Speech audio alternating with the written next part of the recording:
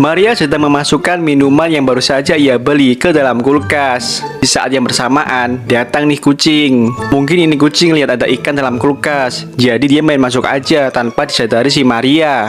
Sebelum lanjut, yang subscribe dan like, aku doain kalian semua dan keluarga kelak bisa masuk surga guys. Amin.